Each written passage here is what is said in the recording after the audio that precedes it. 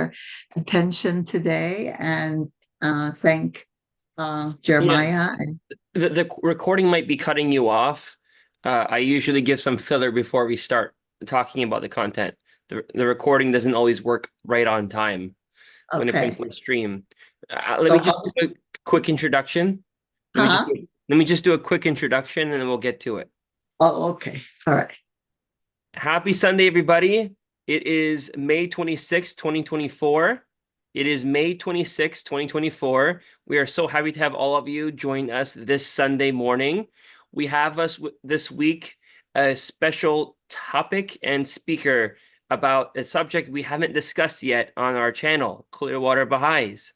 For those of you just joining us, please check out the different subjects we share on clearwaterbaha'is.org, something shared by the local Baha'i community in Clearwater, Florida. This week's topic is Science and Spirituality in Relationships, Insights from Baha'i Teachings and John Gottman.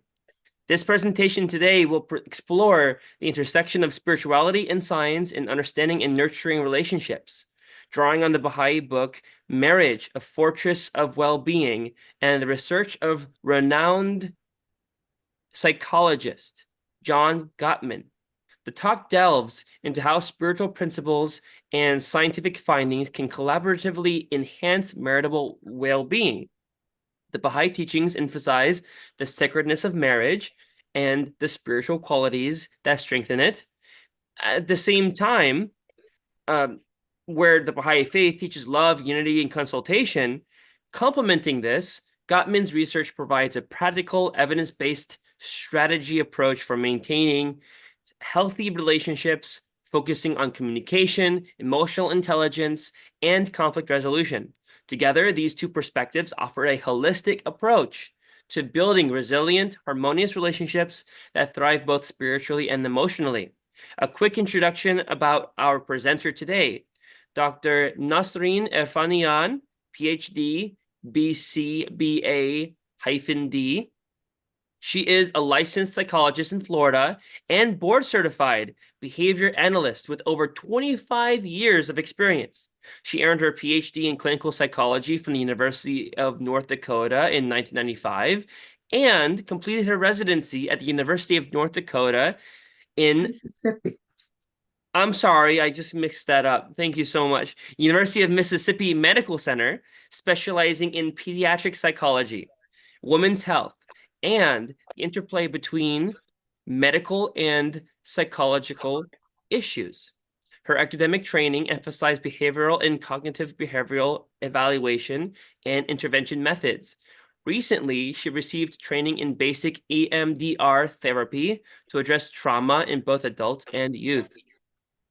With this said, Dr. Erfanian's extensive experience encompasses a wide range of concerns, including ADHD, anxiety, depression, grief and loss, women's issues throughout developmental stages, child and youth management strategies, and developmental disabilities. With a particular focus on autism spectrum disorder, for those who are, of course, wanting to learn more, we're talking high-functioning teens and adults. She also specializes in social skills, education, and executive functioning and planning skills education. So we can speak a lot further about all the awesome contributions that she's made. Just to point out, she's worked in diverse settings such as schools, residential facilities, homes, community centers, and medical clinics, including the Mayo Clinic. She has taught undergraduate psychology students and supervised master's and doctoral psychology and behavioral analyst students during their practicum experiences. With that being said, all of this amazing information, she operates her own practice locally here in Pasco Family Psychological Services, LLC.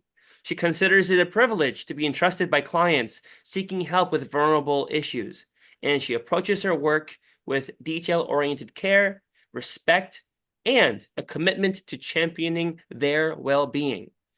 With that being said, we're so happy to bring Dr. Irfanian to speak with us on this subject today, a subject that's very lacking in our library of subjects for Clearwater Baha'is. Again, those of you just joining us, welcome. We're going to speak today about science and spirituality in relationships. And Dr. Erfanian, a big welcome. We're so happy to have you here as we speak about this subject that we have. This will be our first, I think.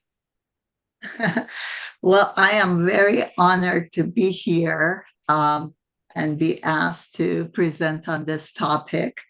And I appreciate all that lovely introduction. Mainly, this topic came as a result of my own investigation. And as I'm getting older, realizing how much information is out there, and I wish I had used it sooner in my own life. As I was speaking with Mr. Adams, but I was hoping that by discussing this topic, hopefully it will be helpful for some who are busy living life like I was when I was younger, and making it easier for them to see the connection between how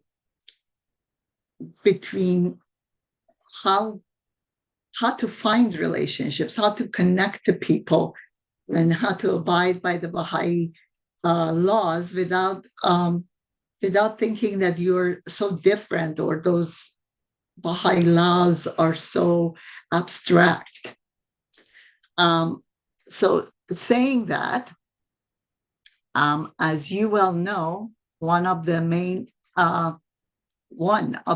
Baha'i principles is harmony of science and religion, which has been promoted since actually 1863. In 1912, when Abdul Baha traveled from the Holy Land to speak in Paris and the US, he spoke on the unity of religion and science. He said, any religion that contradicts science or that is opposed to it is only ignorance, for ignorance is the opposite of knowledge. It is not the truth. Religion without science is tradition, ritual, dogma, and superstition. Whatever the intelligence of man cannot understand, religion ought not to accept. Let us earnestly endeavor to be the means of uniting religion and sciences. Now, most often it is believed that physical sciences are sciences, but social sciences like anthropology, sociology, psychology are study of the human condition, whether it is culture, societal structure, its problems, and the human mind and behavior. And they have something to say about some of the things that we talk about. Again, Abdul Baha in 1912, as part of his talks, specifically in Columbia University, he said, all created things are captives of nature and subject to its laws. They cannot transgress the control of these laws in one detail or particular. The animal world of mating is just, you know. They don't control it. It's run by nature. But man, humans, through the exercise of his or her scientific and intellectual power, can rise out of this condition, can modify, change, and control nature according to his, her own wishes and uses. And we do also have marriage laws and how to have those relationships. He furthermore indicated that this endowment, this intellectual endowment, is the most praiseworthy power of man, for through its employment and exercise, the betterment of the human race is accomplished, the development of the virtues of mankind is made possible, and the spiritual and mysteries of God become manifest. Now, sometimes behavioral psychology is viewed as too distant from the faith. But basically, behavioral psychology studies the laws of human behavior to promote improvement of the human behavior in many contexts, including relationships, and promotes development of those virtues that you're talking about. Basically, virtues are a type of behavior and interaction we practice to achieve, isn't it? And that's what behavior psychology does. John Gottman and his wife, Julie Gottman, at Gottman Institute are behavioral psychologists who study behaviors in context of relationships for over 40 years and practice teaching improved interaction in their research. They have included happy, stable relationships. They haven't just studied problematic relationships. They have studied happy, stable relationships. Not only the ones that are ailing or fighting and volatile relationships. They have used several methodologies in several situations. They have actually hooked up people while they're interacting with each other with various devices to measure their height rate, their sweat levels, their tension levels, their volume.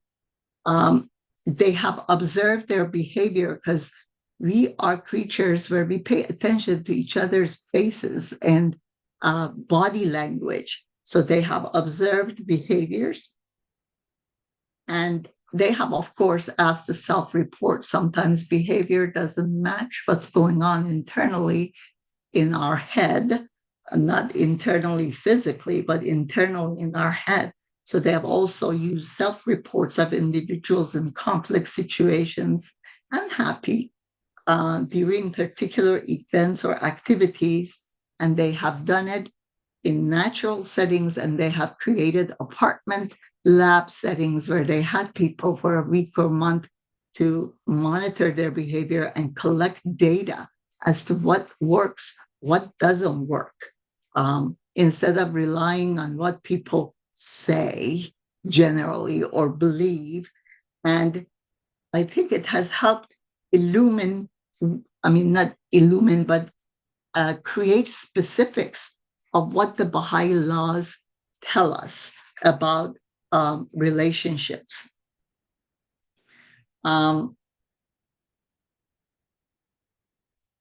They have followed people up to 20 years and looked at their developmental. They have also looked at heterosexual and homosexual relationships, violent relationship, those who are in transition to parenthood, their relationship. John Gottman likes to come up with very mathematical formulas as well as theoretical formulas. I am mostly interested in more of the descriptive ones than the mathematical ones. But he has also looked at what interventions work and what we need to do to prevent problematic interaction and happy unions.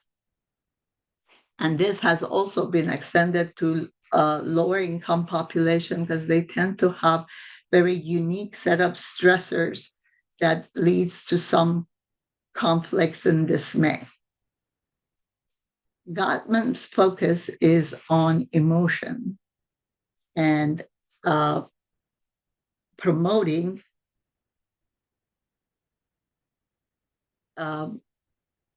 Gottman's method has found that the focus in a good relationship is on identifying, attending, and sharing emotion. building skills for at least conflict management, if not resolution, because sometimes conflicts are very philosophical and can't be resolved, but it can be managed.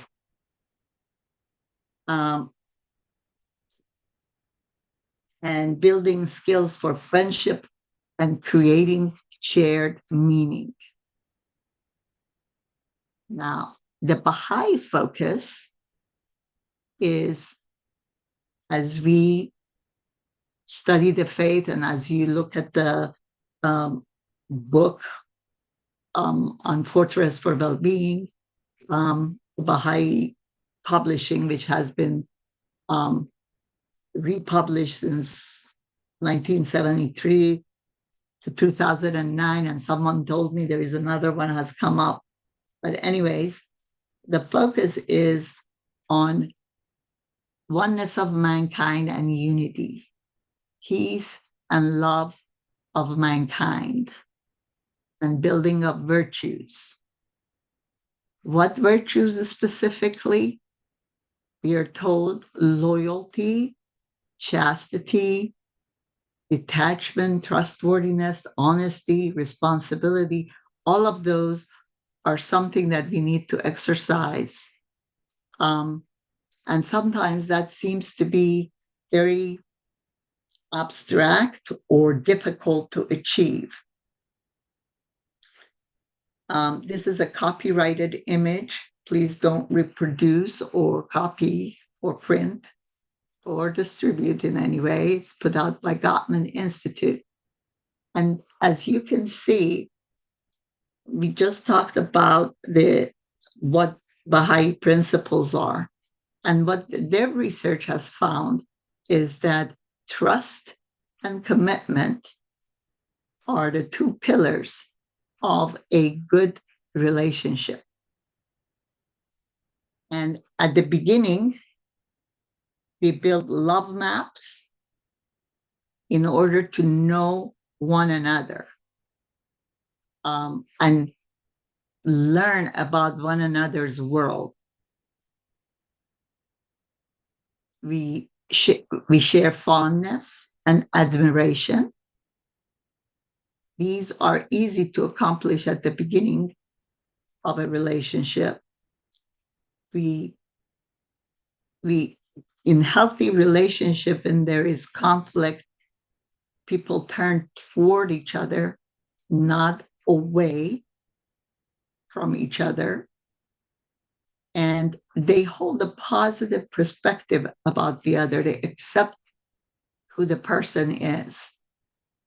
And part of managing conflict is accepting your partner's influence. That doesn't mean you should be manipulated by them, but to hear them out, to recognize and compromise, to have a dialogue about the problems. I believe this has been referred to in the Baha'i writings as consultation. Practice self-soothing, meaning managing our reactions and our emotions, not to have emotion or control them, but manage them, understand how to take care of our own hurt and feelings and be able to accurately share it with others. When we have built love maps, then we can turn toward each other and work on making each other's life dreams come true and create a shared meaning.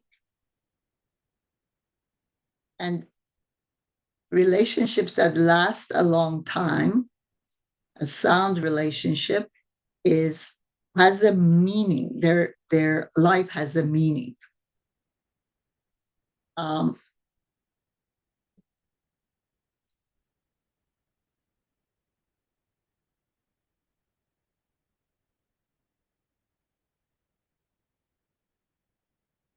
In building love maps,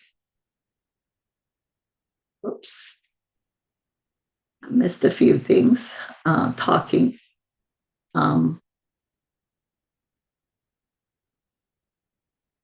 In the gleanings from the writing of the Baha'u'llah, it is quoted, having created the world and all that liveth and moveth therein, he, through the direct operation of his unconstrained and sovereign will, chose to confer upon man the unique distinction and capacity to know him and to love him, a capacity that must needs be regarded as the generating impulse and the primary purpose underlying the whole of creation.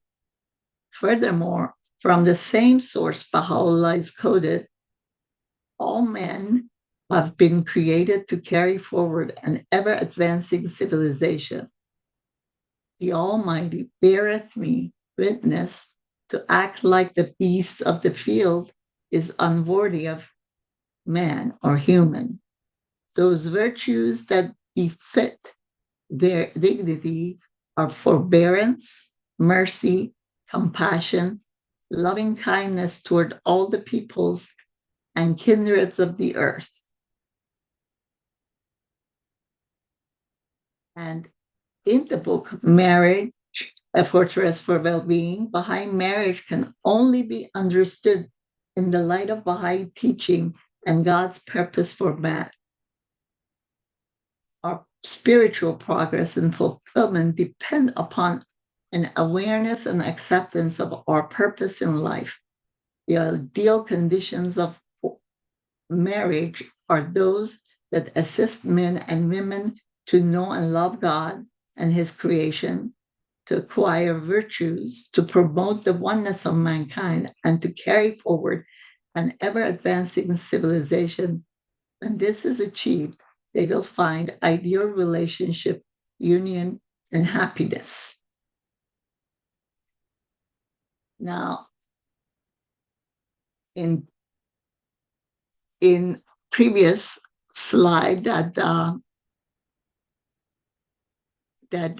I shared, you can see what I just read of the Baha'i writings. They are not too far from what science has showed us, social science, over 20 years of various ways of measuring, showed us that we need to have a shared meaning.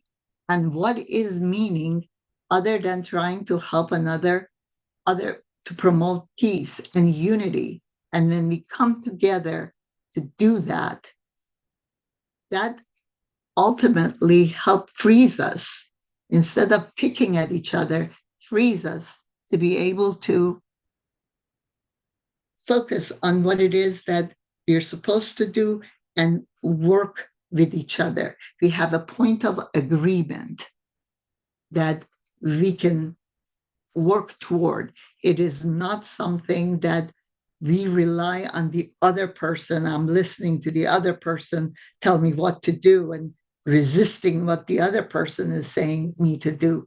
We're both working, getting together to work toward unity and peace in our own ways. Now, how do we go? Not backwards, forwards. How do we build our love map? The first is love map. How do we connect? How do we, Dr. Gottman has developed these card decks where you ask important questions about your partner as you are meeting them or as you want to get to know them, as to build intimacy is, and sometimes even is good for dating purposes, to find out what are the person's beliefs. What is their favorite book, for example? If they had to eat a meal, what would they eat? What would make them excited? what would make them sad. Basically learning about the person with a lot of questions and details as we are living. It's not an interview. It's not a report, but getting to really know the internal world of another person. And then if you have listened to the other person, you can also guess. The person can ask, well, where do you think of all the places I want to be? Where do you think I would like to be? And if you have listened to the person and understand them really well, you would be able to give that answer, which brings you closer together. It really makes a person feel like they are understood. And if you're wrong, it is important for the person to work on gently giving them that information so that they can figure out, they can be there for you. And it is our job to listen and have open-ended questions, not multiple choice. It is important. Open-ended questions allow us to think, to really focus our attention when we are talking and interacting with people. Another way to build friendship is turning toward each other. What is turning towards each other is the ability to have stress-reducing conversation. Initially, it would be about issues external to relationship.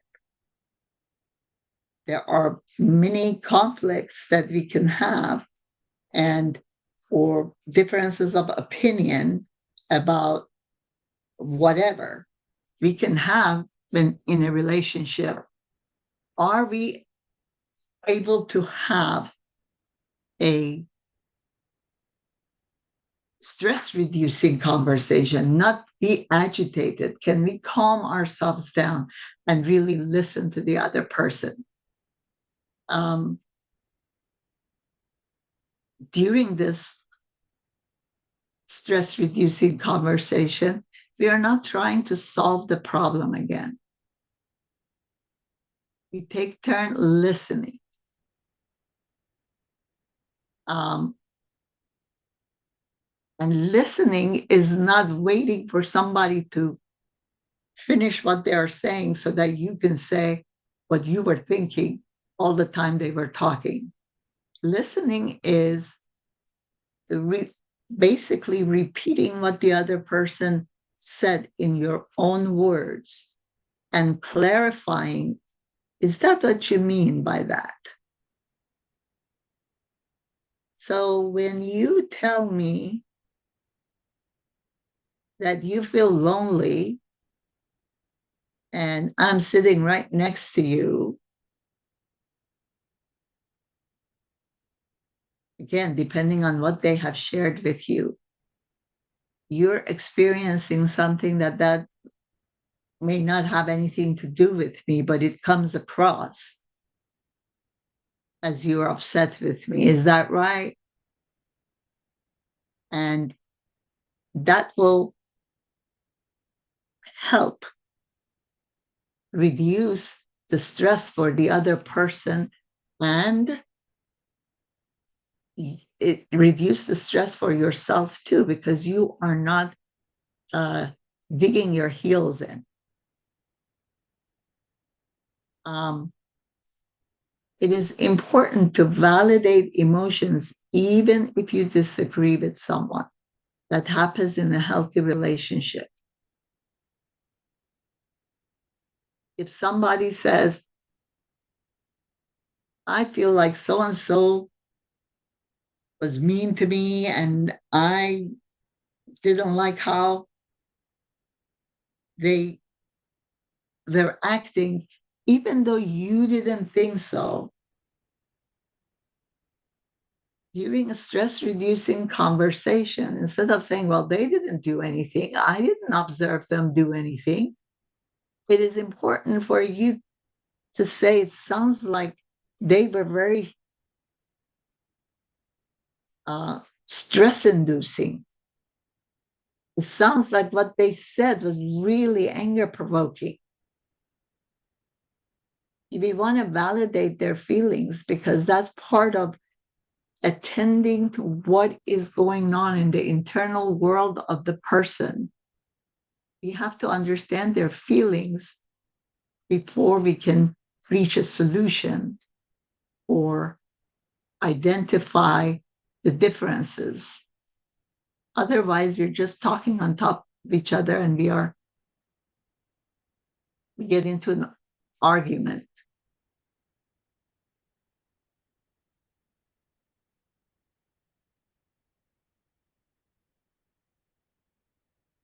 Um, Another step about building um, relationships or friendships about creating shared meaning by building rituals of connection. What are rituals of connection? They are not very complicated. There are things like, how do we say hello to each other? How do we say goodbye to each other? When do we get together? When do we eat? And while we eat, when do we take a break? When do we go on vacations? What are those rituals? They can be formal rituals and that are made meaningful and intentional. We have several in our culture, like Thanksgiving, and culturally Christmas holidays. But it is important for us to have a ritual of our own in our marriage that connects us, gives us meaning of to work toward. And how we prefer to connect to each other. Do we want to do it by just saying hello? Because when I come in, I'm all sweaty and I don't need a hug. Just saying hello and a smile is good enough. Or do I need a hug? Do I need a kiss for those rituals of connection? How do I want to connect? That's really important to understand. Do I want somebody to greet me when I come in the door and not start telling me everything that went wrong that day? I know they're waiting, they're probably looking forward to talk about, but how do we want to connect to promote peace and friendship? And those meanings may be family histories related to specific rules to understand the other person. In our culture, we don't kiss every single time. I don't mean anything by it, but we just don't kiss. But in some other cultures, at greeting time, but in some other cultures, and you may be married with persons with different cultures, different rules, different meanings to things, understanding that, and then coming to a compromise is part of respecting the other person.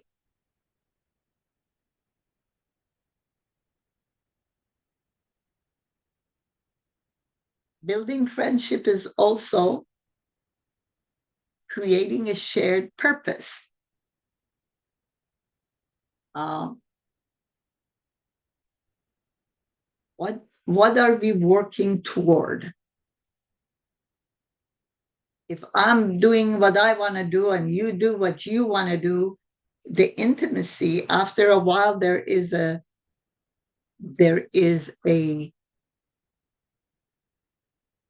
disconnect, a wedge develops. And shared meanings isn't like, oh, okay, let's go to the movies together, or it could be that, but it is something that gives you bigger meaning, that holds you together. You can feel that you are in it together. Of course, discussing your beliefs, values, missions, what legacies you want to have. How do you see your role as a partner? What goals did you have? A lot of the times, I know when I was young, I didn't really know what my goals was, and other than just live, get married and live and work, and didn't really bother to ask my partner when we first were getting married. After time went on, that became more and more important. And now we have the opportunity to understand, and we're finding a mate. It is important for us to understand what our goal is. What do we want out of life? What is important to us in order to be able to ask those goals and understand those? And that makes the marriage stronger and partnership stronger. Again, validate one another. Our dreams, roles, and what we need are things that we need. We can't just not accept them or diminish them, whatever they may be. It is important to see. It may show you that some of those things aren't for you, but at the same time, if you are working with someone or wanting to be with someone, what their wishes are and what they see their roles and legacies are important. And you need to help each other plan to honor those legacies, roles, values, beliefs in the interactions that we have.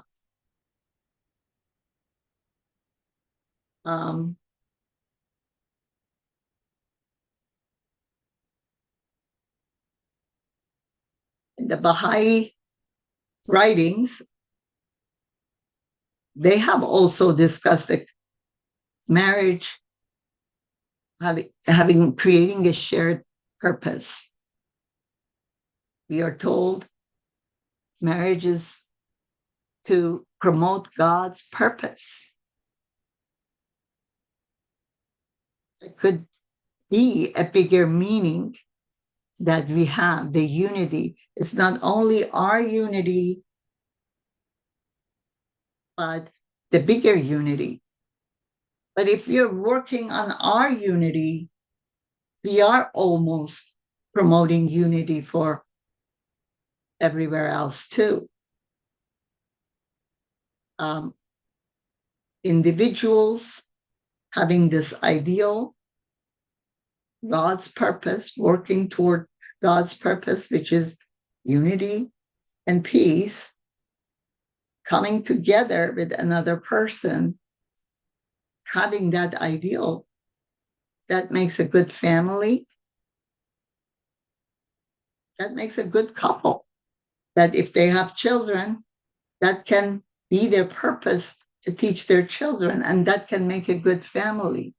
Good family is part of a neighborhood, and that can promote larger. And if we keep extending it, it becomes the nation and it becomes the globe. So in the Baha'i writings, that's the shared purpose. Again, comparing it to what Gottman says, make shared meaning system intentional. We are, in our marriage, there is only one thing that we need to do, is commit and abide by the will of God, which is promoting unity and peace. And that is, again, could be under the guidelines of discussing our beliefs, values, missions, legacies, roles, and goals as part of Baha'i Union.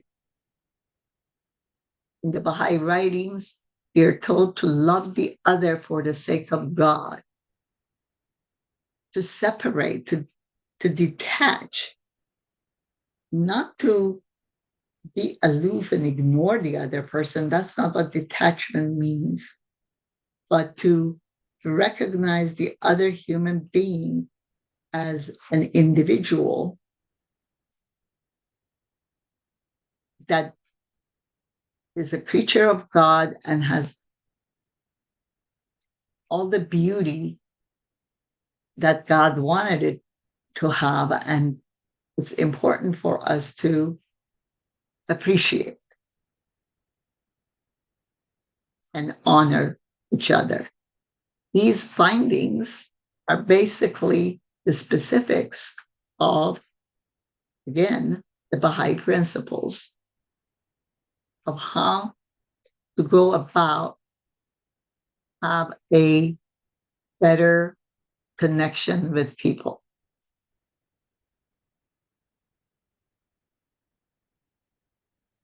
But conflict arises. Where does conflict arise? Whenever there are two people in the same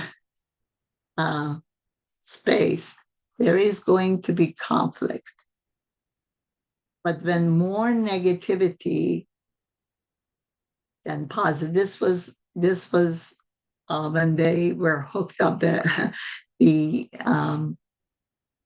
parentheses here says when they hooked up the individuals to various physiological measurements, they noticed people who were more internally worked up, they were more likely to get stuck in conflict.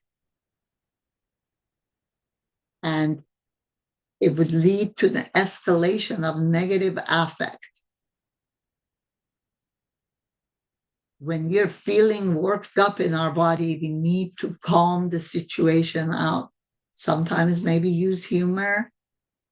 Sometimes use physiological, take a break and just calm down your body, because your body is sending signals that is suggesting there is danger out there. But there is no danger. There is just a difference of opinion, difference of ways of things that we want to have done. And there is no danger. We need to calm down in order to be able to use that intellect of a human being and not abase ourselves. They have identified what they call in Gottman the 4 horsemen of apocalypse, that suggest a relationship is heading toward a breakdown and it's in crisis. When there is more criticism, defensiveness, contempt, and stonewalling. Now, what is criticism? How many times have I told you to put that down? Why is that thing open again? that comes across as a critical communication. It puts the other person in a defensive mode. Also, if we have made mistakes or we have done something, arguing, becoming defensive. Well, I can't remember to close all that, every time. That doesn't help hear each other out.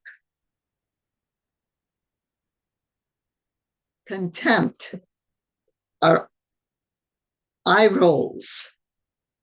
Here we go again. Those, over time, they build if we don't watch out for them. And stonewalling. What is stonewalling? It's not talking, the silent treatment, or starting to talk about something and then changing it into another thing, or disagreeing where we started out with. That wasn't the issue. There is constant switching of topics that we are talking about that it doesn't allow to hear each other out and accept each other as human beings and treat each other with kindness. We need to observe ourselves. Am I communicating in a critical manner? Am I being defensive about something? Am I reacting with a lot of contempt? Am I stonewalling? How can I, if I work on it and not be so worried about our day stonewalling, it can help the situation, at least from one end, to not escalate it.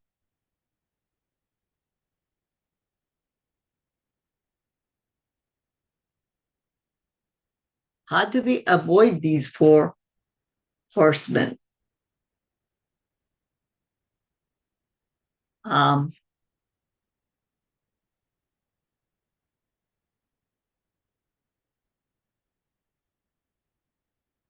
The antidote for them is a gentle startup.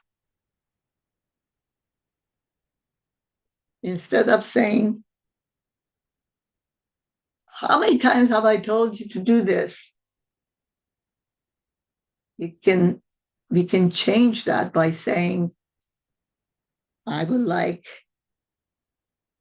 last time you close that thing. I know this is difficult to remember, but when you close it, it makes it so much easier for me, for our finances, for our safety. That is a gentle, that doesn't come across as criticism, doesn't cause hurt feeling, but it says the same thing. Defensiveness, we need to accept responsibility.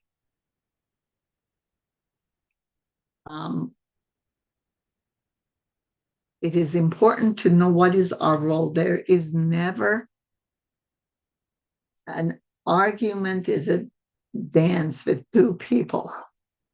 You can't argue alone. So if there are things that you're doing, raising your voice, accept respect. Yes, I agree. I raised my voice. I'm sorry. That doesn't help the situation.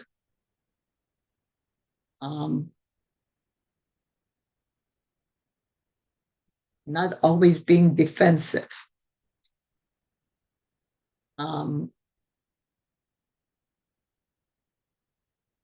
When we are contempt, we are experiencing some feelings, we are being triggered somehow. It is important for us to describe our feeling and express our needs. I know maybe for example, I know you're emphasizing a point, but your voice is loud and that scares me. Loud noises scare me. I need a few minutes of calm and silence to breathe, and we can come back to it again.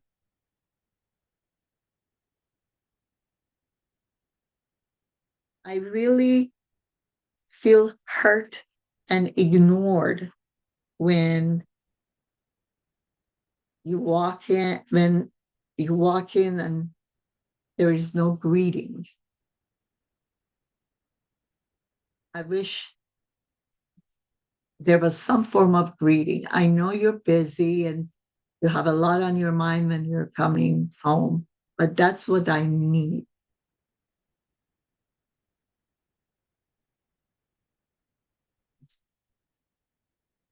That helps reduce contempt when you are willing to express what your feelings are, what your needs are, rather than just, here it goes, it's coming in your own head, thinking, just ignoring the person. Contempt grows. And learning, calming yourself down, how to breathe, how to slow down, particularly in a conversation. Practice not continuing a conversation if you're worked up. That's very important in maintaining a good relationship and working toward managing a conflictual situation or repairing a conflict that has arisen.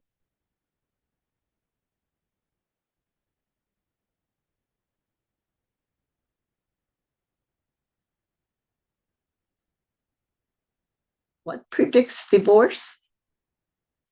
According to Gottman, when we are emotionally disengaged and withdrawn. Again, when they hook up people and they're having them have a conversation about something, they are not showing any enthusiasm or energy in engaging.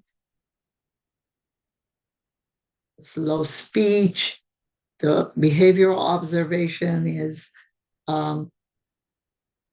not looking at someone,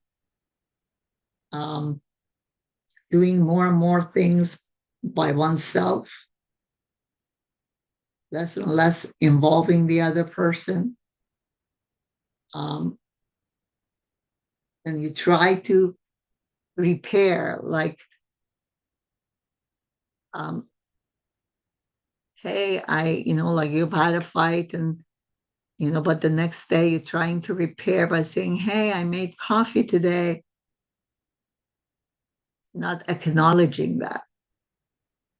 That's a failure of repair attempts. Or there was something on the news, it was important about this or that, but we don't acknowledge it. Negative sentiment override is when negative feelings just overtake us, that physiologically we're aroused, and we just cannot see anything positive in the other person. and we allow our body to take over, and failure of the partner to accept influence, meaning, again, it's not to just submit to the will of the other, but to compromise, to understand why that is something that is difficult for them, why you can't modify a certain aspect of it, whatever they're asking you to do. That becomes very challenging. And if this continues, that usually predictive of a divorce.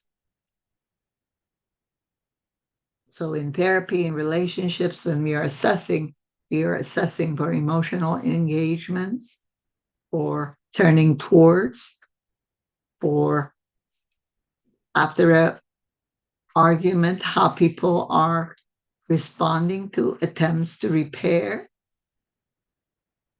What is it that they like about the person? Can they find something positive about the person?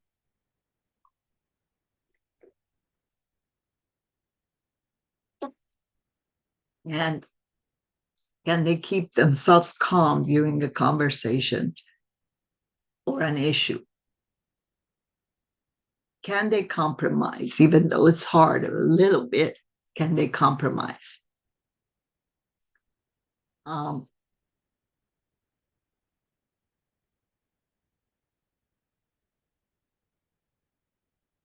So, a not so sound relationship or a dysfunctional relationship, is when, I'm going backwards. Is when all those elements we just talked about are present.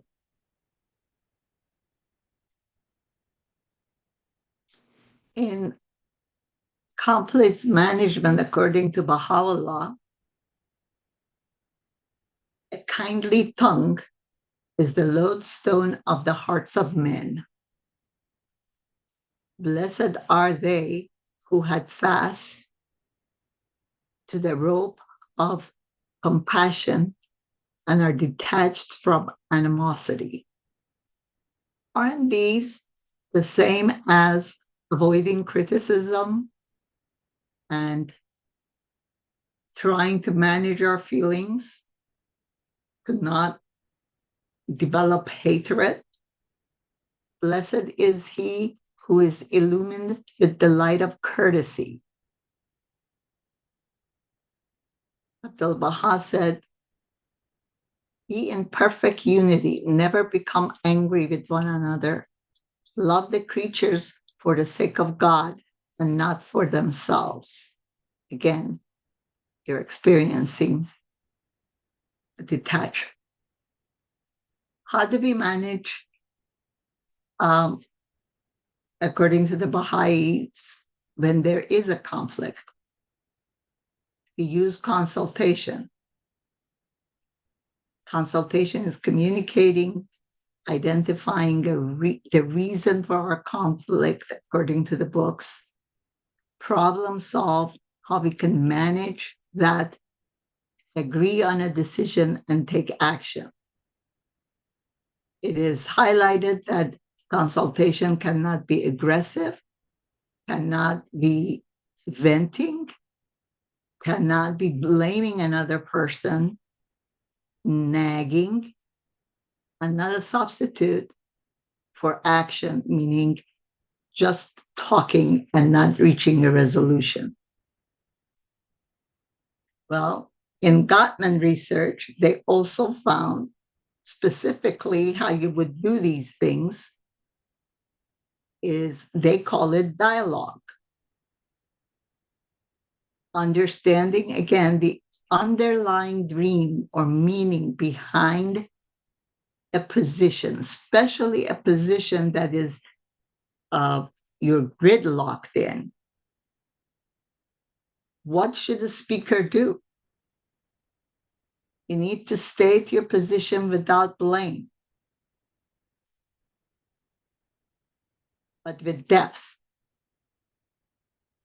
honestly and directly and politely, without aggression or blame. What should the listener do? The listener should not interrupt. They should ask questions about why is it that you feel that way? When was the last time you felt like that? What happened then? What does it mean to you what does it mean for you when I come in and grab the pots and pans and you're getting worked up? I'm trying to help. What does it mean for you? What experiences have you had? You're questioning, trying to understand the other person. And sometimes those gridlocks are dreams within a partner's position. Like, I wish, it's nobody's fault, but I wish we had more money to be able to provide for our kids going to some kind of a sports activity. But we're arguing over, well, you didn't do this with him, and he's not doing anything. He's just sitting around, not doing anything. We want to make sure that we are understanding why that is difficult for the person. So he's sitting here. What is wrong with him sitting here? It may be dreams and underlying beliefs about how things should be that are causing the argument. And initially, we don't want to solve the issue, especially if there is one of those big, important issues that there is a gridlock. But understanding each other and being patient with each other's point of view, accepting them for who they are, loving them for the sake of God, and allowing that will help with those situations that we can't resolve it, the difficulty or the conflict.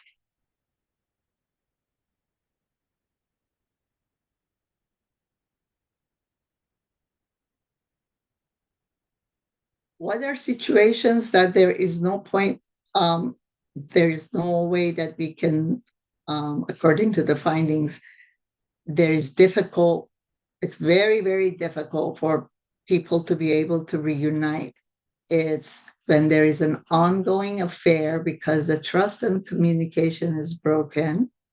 Those are the pillars of a sound house. And these are some of the things that in the Baha'i writings we have discussed. Importance of chastity and trust. There also may be characterological issues and domestic violence, which never is, when somebody has been so overpowered, it is difficult to bring the equality and the unity together. It takes a lot of work. And actually, it is important for that individual to do their personal work first.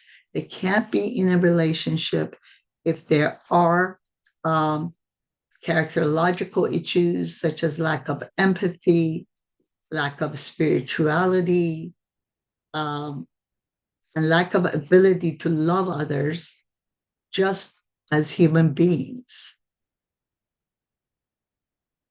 That is something that will create problems in every relationship, and that person may not be ready to pursue a relationship at that time. And self-awareness is important.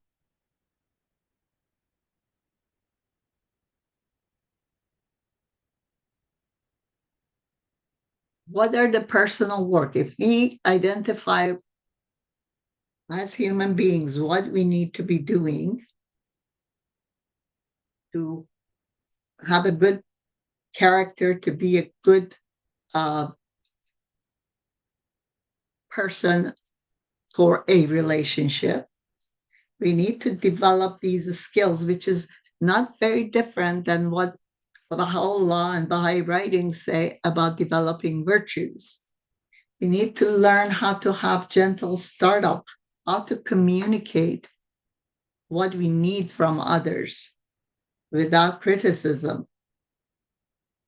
We need to accept influence. And again, this is compromise. Being able to recognize things from somebody else's point of view, still understand my own point of view, but be able to have some kind of a compromise. Try to work toward making repairs, put the energy into it. Learn how to de-escalate ourselves, our thinking, how to physiologically calm ourselves down. Relaxed breathing, diaphragmatic breathing, relaxing our muscles. Those are first signals to the body that something is dangerous. And if we don't stop it, our body acts as if we are in a fight or flight response. We are in danger. We need to save ourselves, fight, run, or freeze. And that doesn't help make good decisions, especially when there isn't anything dangerous going on. So we need to learn how to send those messages to our body during conversation and conflicts that everything is okay. It's just a difference of opinion.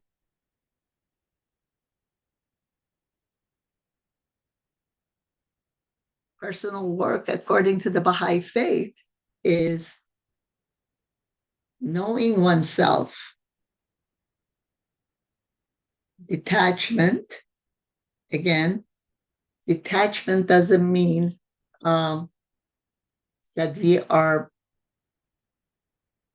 aloof, but it means that I understand myself enough and I can understand another enough to make a decision, to not be manipulated by their emotions, by their inaccurate, potentially angry thoughts at that time.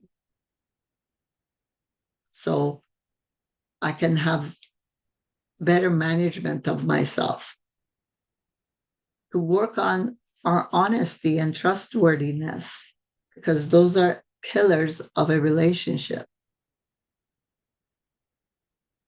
To figure out how to manage tests and difficulties, understand how do we react to stresses, to financial stresses, to social stresses, to work stresses, to having to do too many things at the same time, to deadlines. How do we, to illnesses, how do we cope? Do we withdraw? Do we use other harmful means to cope? Do we blame others? Do we not take responsibility? And assess how many good relationships have we been able to have with others, with our parents, with our friends? Are we able to exercise some of these things with our friends, with our parents?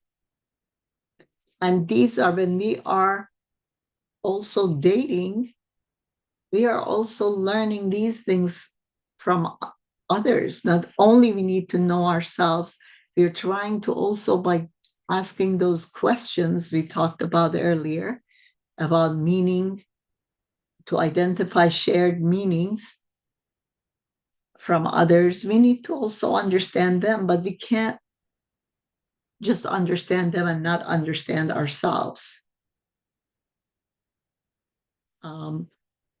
We need to know how they deal with tests and difficulties. We need to assess their trustworthiness. What is their relationship with others, with their parents, with their friends? How do they treat others, coworkers, and so forth?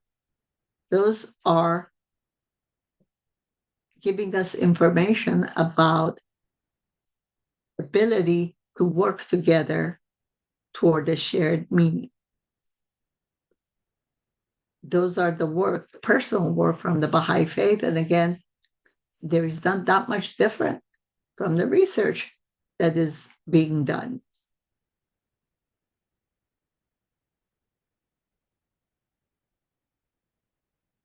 Again, according to the Gottman, we need to eliminate those four horsemen, which is criticism, defensiveness, stonewalling,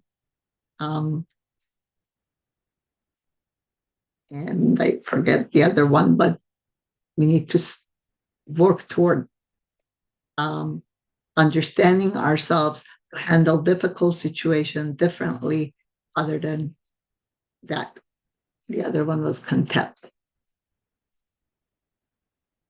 We need to work on, when we are in a conflict, understand the meaning behind, have ways of identifying the meaning behind the conflict, rather than just focus on, he said this, I said that, this is wrong, this is right.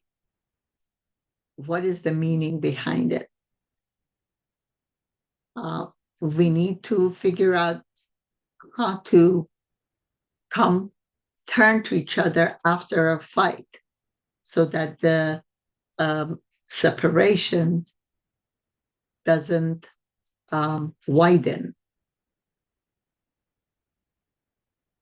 We need to continue to build love maps, which means inquire about dreams and wishes and goals and aspirations of our partners and friends that we want to be close with. Work on having stress-reducing conversation, build rituals of connection, work on that, especially in our joint relationship, in our dating time, in our beginning of early marriage, and work on creating a shared meaning.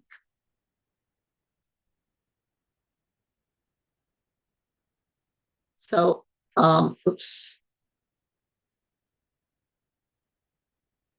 conflict resolution. How do we engage in conflict resolution according to science of conflict resolution by Gottman in a relationship?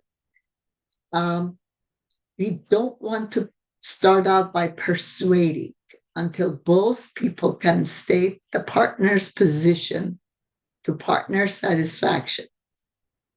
So if we are arguing over why a furniture can't be here or there, I'm talking about very minor issues, of course, but if you're arguing over that, we need to ask. We need to say, so why don't you want it over there? And we need to be able to explain, because it creates a difficulty in the flow. So Your concern is that we are not able to move around the furniture. Is that correct? If the person says yes, then you have understood the point of view. And then it is your turn to say your point of view, or ask the other person, why don't they want it that way? And they need to say, because that's too far. I'm thinking that's too far, and we can't have a conversation. And if we put it over there, for example, and be able to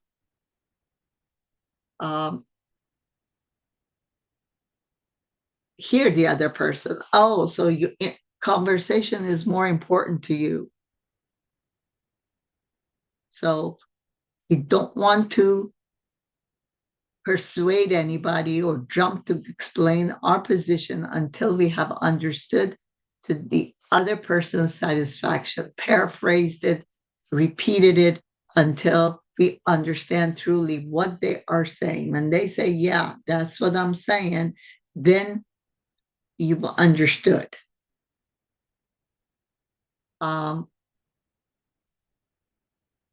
Try to, it talks about a non-aggressive mode. Again, try not to use words that are emotionally loaded. Lazy, stupid, the hell, heck, all that type of stuff are emotionally loaded already. And when it is used, it is an aggression and it's putting someone down, and your point is not understood.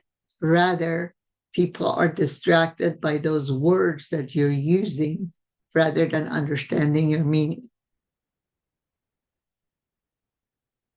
During conflict resolution, the speaker's job is to not blame, state their feeling, and positive need. Positive need is what they want, not what they don't want you to do.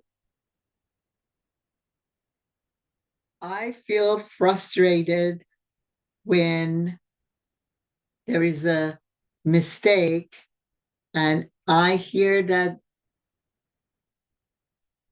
mistake highlighted over and over and over again. I would like to request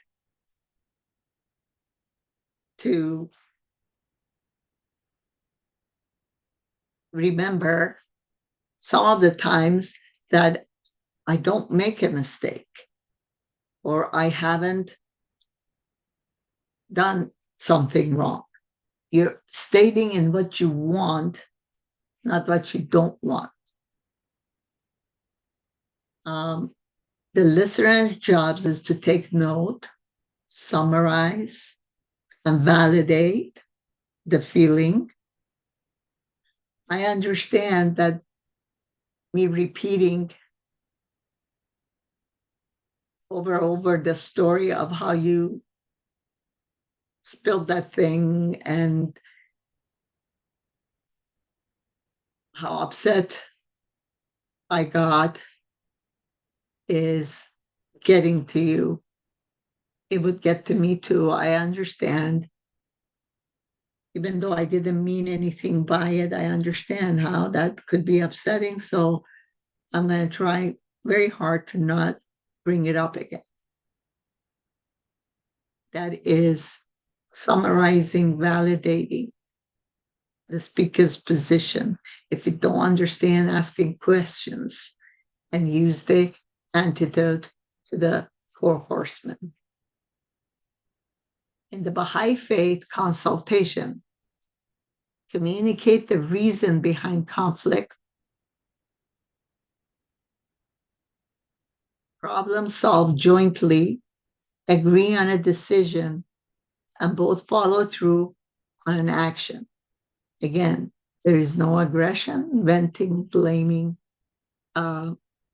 just identifying the reason for the conflict and not substituting just over and over consultation as if you've done something about it. there needs to be a agreed upon decision for future situations to move forward and to be able to implement that.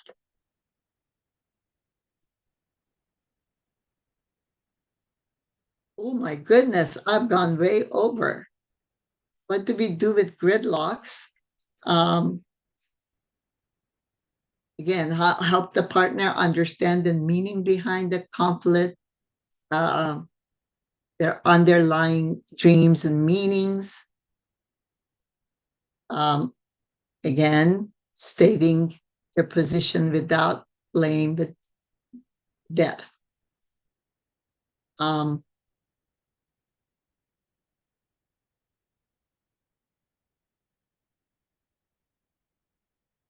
So, in summary, Baha'i writings and expectations on a relationship are not abstract. They are in harmony with science. Science is providing specific guidelines of how to achieve the expectations that are in our sacred writings. And the expectations are universal, not specific to Baha'is. The expectations and the specifics of science are difficult to practice from a personal experience, but it is important to practice and promote peace, to understand how to do it and promote peace. I'm so sorry I've gone so much over. Thank you for your attention. Also, thank you, Jeremiah and John, for putting all of this together. I am open for questions if there is anybody there to ask questions. And I really appreciate everybody's attention. I hope it was useful for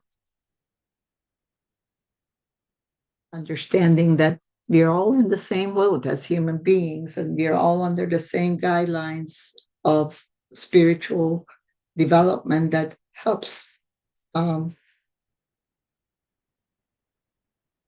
relationships, our own growth, and working together, having a successful union.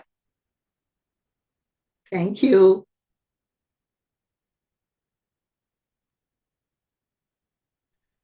Thank you so much for this. It was very good. We're able to learn so much from all this that you had presented and the content you showed us. We want to thank everyone who have joined us today. To please also stay in touch. We are going to be available if you want to ask questions after the presentation. Leave some comments here. We'll try to present that to Dr. Erfanian, and not just that, hopefully if you have a question via contact on clearwaterbaha'is.org, feel free to reach out to us and we can get to you that way. So we spoke about a lot of important subjects today. Thank you so much for presenting. Thank you as well for making yourself available. So afterward, if people have some questions, they can send them over and we'll get them to you as soon as we get them. I appreciate it. Thank you so much. I apologize for going over. Well, not at all. We appreciate that you took the time to make this presentation and to present these important elements that we need to incorporate into our relationships. With that being said, again, there were some good questions in the Zoom chat. Jeremiah is going to look at them and we're going to address that. There's a really good question that can be addressed later. For example, using conflict management, where one person is trying to apply the principles of consultation while the other partner stays aggressive. This is definitely, I think, an important question that we can address. And I feel that our time is too short, but nonetheless, can we end on that before we sign off? Because this is, I think, a very basic common sense question. What happens when both parties don't want to play ball? Right. And that is very difficult. And that is where we identify. Again, it depends on how aggressive it is. as it's said, if they are reaching to the point of physical violence, there is no way that we can create any kind of opportunity for growth. We need to separate, and this is one of the situations that the Baha'i faith also agrees that when there is no peace and unity, and we can't live together in peace, it is very important to separate and to work on what we need to work on. But when the other person doesn't recognize that they are being aggressive, it is important for us to identify how we are feeling so that that other person hopefully can understand. And I give people a formula. We start with I statements, describe the situation, and then offer a solution. So I feel, filling the blank, I feel attacked when there is yelling. What is the aggression? How are you noticing the aggression? When there is yelling, when there is loud noises, when there is cussing words used, when there is belittling used. I don't know what else other ways a person may show aggression. When you throw things, when you walk away. Therefore, I would like to ask you to take some time to calm down so we can talk in a calmer tone of voice. Or if you could, I understand that you're very worked up. Maybe we could take a little break and come back to it in half an hour when you're feeling better. I would like to suggest that. Is there anything I can do for you to calm down? Or I think this conversation is not going anywhere. We need to stop continuing to talk. Those are, we have to do some limit setting, sharing of our feeling, and hopefully the other person understands. If the other person doesn't understand, then we need to have a mediator to figure out what am I doing that is not clear.